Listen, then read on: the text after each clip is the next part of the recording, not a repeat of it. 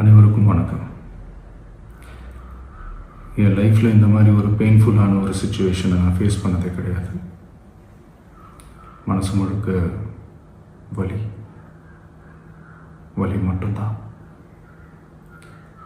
இந்த சுற்றுப்பயணத்தில் என்னென்ன மக்கள் பார்க்க வராங்க, அதுக்கு ஒரே ஒரு காரணம் தான் அவங்க என் மேலே வச்சிருக்கிற அன்பும் பாசமும்.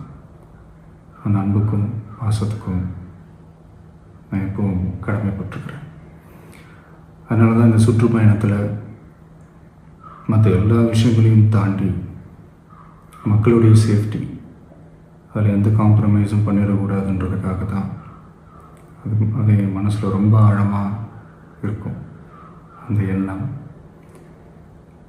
அதனால தான் இந்த அரசியல் காரணங்கள் எல்லாத்தையும் தவிர்த்துட்டு ஒதுக்கி வச்சுட்டு மக்களோட சேஃப்டி மட்டும் மைண்டில் வச்சுக்கிட்டு அதுக்கான இடங்களை சூஸ் பண்ணுறது, அதுக்கான இடங்களை பார்த்து பெர்மிஷன் கேட்குறது, போலீஸ் டிபார்ட்மெண்ட்டில் அதை ரிக்வெஸ்ட் பண்ணி கேட்போம். ஆனால் நடக்கக்கூடாதது நடந்துருச்சு. நானும் மனுஷன் தானே. அந்த நேரத்தில் அத்தனை பேர் பாதிக்கப்பட்டு இருக்கும்போது எப்படி அந்த ஊரை விட்டுட்டு என்னால் கிளம்பி வர முடியும்? நான் திரும்ப அங்கே போகணும்னு இருந்துச்சுன்னா அதை ஒரு காரணம் காட்டி அங்கே வேறு சில பதட்டமான சுச்சுவேஷன்ஸ், வேறு சில அசம்பாவிதங்கள் அந்த மாதிரி எதுவும் நடந்துடக்கூடாதுன்றதுக்காக தான் நான் அவாய்ட் பண்ணேன். இந்த நேரத்தில் சொந்தங்களை இழந்து தவிக்கிற அத்தனை குடும்பங்களுக்கும் என்னுடைய ஆழ்ந்த இரங்கலை தெரிவிச்சுக்கிறேன். எனக்கு தெரியும், என்ன சொன்னாலும் இது ஈடையாகாதுன்னு எனக்கு தெரியும்.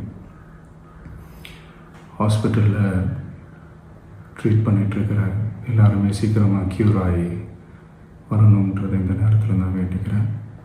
கூடிய சீக்கிரமே உங்கள் எல்லாரையும் நான் சந்திக்கிறேன். இந்த நேரத்தில் எங்களுடைய வலிகளை, எங்களுடைய நிலைமையை புரிஞ்சுக்கிட்டு எங்களுக்காக பேசின அரசியல் கட்சிகளை சார்ந்த நண்பர்கள், தலைவர்கள் அனைவருக்கும் என்னுடைய நன்றியை தெரிவிச்சுக்கிறேன். கிட்டத்தட்ட ஒரு 5 மாவட்டத்துக்கு பிரச்சாரத்துக்கு போனோம்.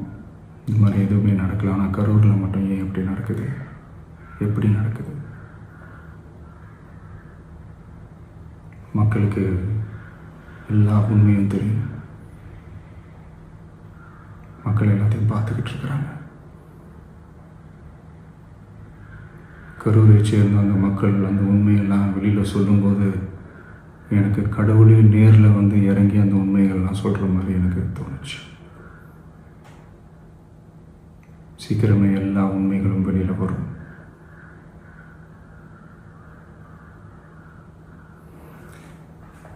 எங்களுக்கு தரப்பட்ட இடத்துல நாங்கள் போய் அந்த ஸ்பாட்டில் நின்று நாங்கள் பேசிட்டு வந்தோம். அதை தாண்டி எந்த தவறும் எங்கள் சைடில் நாங்கள் எதுவுமே செய்யலை.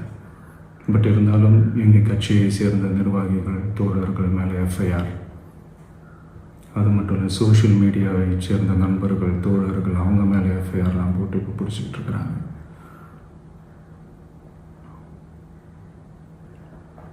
சிஎம் சார், உங்களுக்கு ஏதாவது இந்த பழி வாங்கணும் அப்படின்ற எண்ணம் ஏதாவது இருந்துச்சுன்னா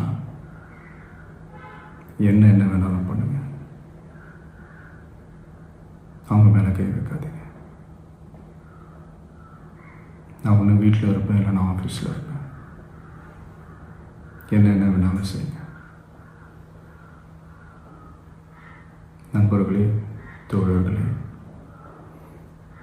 நம்மளுடைய அரசியல் பயணம் இன்னும் ஸ்ட்ராங்காக, இன்னும் தைரியத்தோட கண்டினியூ ஆகும்.